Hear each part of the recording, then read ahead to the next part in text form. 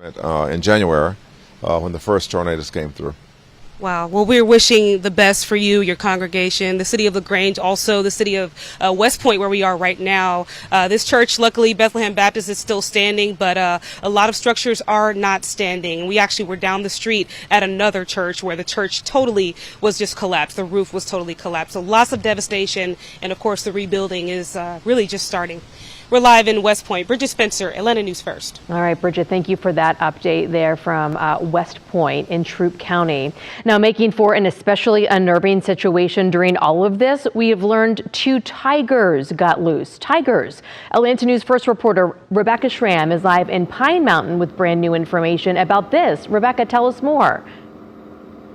Well, Megan, we are at the Wild Animal Safari, and if you know anything about this, as we take a live look down the road here, about 500 feet from where we are is the entrance. This is an area where you can take your family. It's a popular tourist destination. People come and you can drive through, roll your windows down, and all kinds of exotic safari animals will come right up to your window. You can see all sorts of animals that you wouldn't normally see in Georgia. Well, apparently 2 tigers got loose during the tornado this morning, and I'm told one of them has been captured. They were able to get one back here to the animal safari, but another one is still on the loose. We were just talking with a state trooper earlier. He said he was just hearing about this.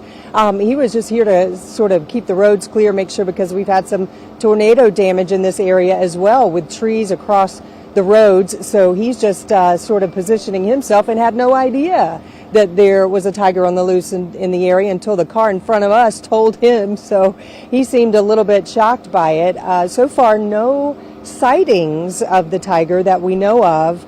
But as you take a look over here, we've got some state troopers, or excuse me, some sheriff's deputies from the Troup County Sheriff's Office standing by at this intersection. Obviously, they're on the lookout, and they're warning anybody who comes by to be on the lookout for this tiger that is on the loose here in Troup County, potentially. No word on whether this is a male, female, but we know that the tiger is most likely very scared. So if you see it, boy, do not approach it. Call authorities, let them know, because this is a very serious situation here.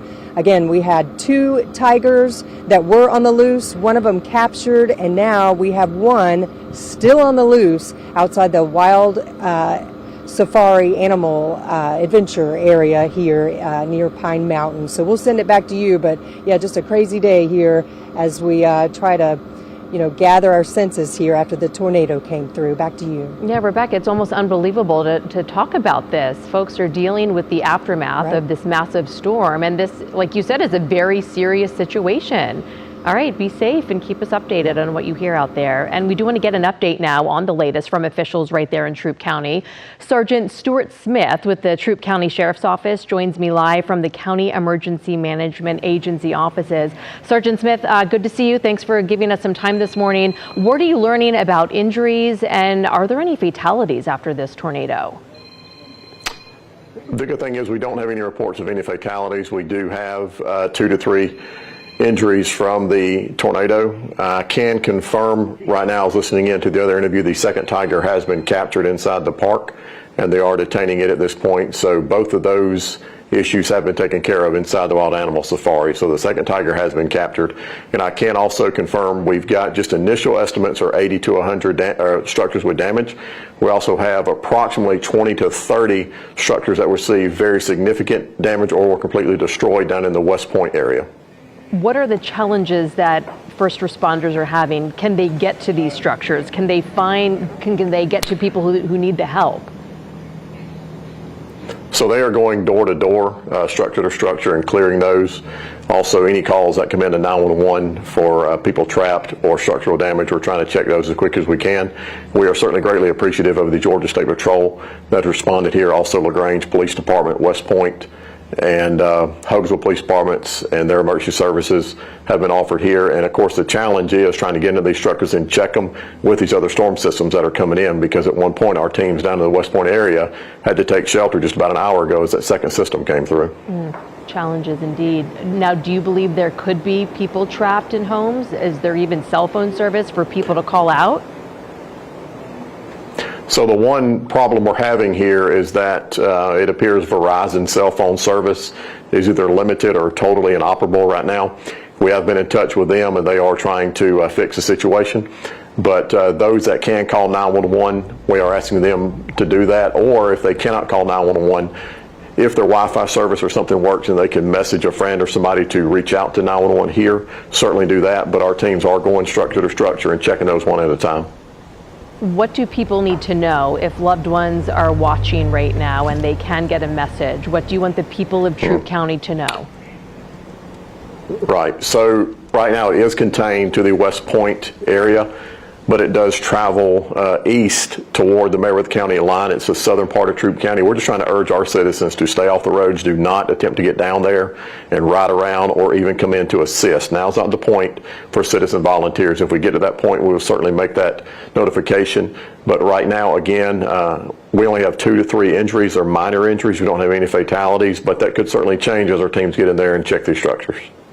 And again, just so we're clear and our viewers understand, to your understanding, the West Point area is the most severely hit area. Is that correct? That is the worst of the damage? Correct. That appears where the storm actually came into Troup County and did most of the damage, and it kind of traveled, kind of paralleled Highway 18 and traveled east through Whitesville Road, Hamilton Road, the Oak Grove community, and then it traveled on to communities near the Meriwether County line. All right, Sergeant Stuart Smith with the Troup County Sheriff's Office, thank you so much for giving us some time this morning. Thank you for your time. We'll check in now with First Alert Chief Meteorologist Jennifer Valdez for the very latest. She and the team have been telling us all morning, Jen, that this is, it's not done. The tornadoes are gone, but we've seen the rain coming down all day. Yeah, we're not done yet. In fact, we could see additional severe weather and additional flooding, and we already have active flooding south of Metro Atlanta. We have flash flood warnings for portions of Troup, Meriwether, Pike, Lamar, Upson, Jasper, and Putnam counties, where we have active flooding happening now. In fact, several reports of road closures, inundated roads, impassable roads. So certainly do not go out in a vehicle. Do not drive around if you're in these counties, because it is just too dangerous and many roads are impacted. I want to show you where we're seeing some rain right now, very heavy in spots, again, especially south of Metro Atlanta, where you see those reds, those are some heavy downpours. So in Troup County, moving east of I-85, still seeing some heavy downpours moving into Meriwether County. And then notice it's those areas that have flash flood warnings. Those are those green boxes you see that are still seeing some heavy downpours approaching the Barnesville area, some very heavy rain, and still seeing some downpours in Jasper and Putnam, a few lightning strikes as well. We'll continue to see a chance of rain for the next couple of hours. Then we'll get a little bit of a break, but then additional heavy downpours will move in as we head into the evening. Because of the flood threat, with the rain we've already seen and the fact that we have more rain on the way, a flood watch is in effect through Monday morning. So through tomorrow morning's commute for areas south and east of Atlanta. Some spots have already seen over 3 inches of rain, and we could see an additional 1 to 3 inches of rain. On top of that, the tornado threat not completely over quite yet. For Jasper County, south of Jasper County, I should say, is where we have that tornado threat in East Georgia. But Troup County, Meriwether County, Pike, Lamar, Upson County still under a tornado watch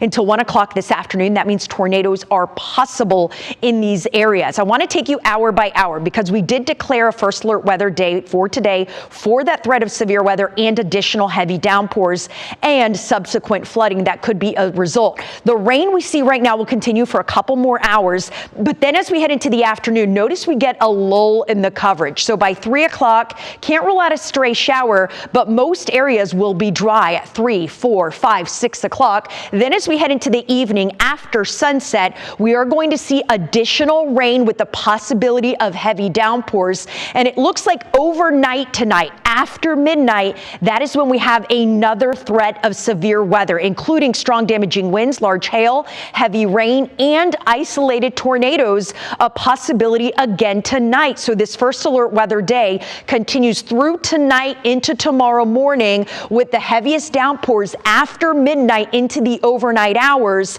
possibly impacting the early morning commute. We will see some rain around 7 a.m. After about 10 or 11 in the morning, the rain will be over and done with, and the rest of the day, Monday, will be dry, but we do have additional downpours possible on Tuesday. Here's a look at additional rainfall totals, anywhere between 1 to 3 inches, which is again why I'm so concerned about additional flooding and flash flooding that will not only impact this evening, but tomorrow morning's commute. So today and tomorrow morning is a first alert weather day. Additional rain possible Tuesday, but after that, we get several days of dry weather finally back in the forecast. Jennifer, thank you. And be sure to download the First Alert Weather app to stay up to date today. Our team is here keeping you informed.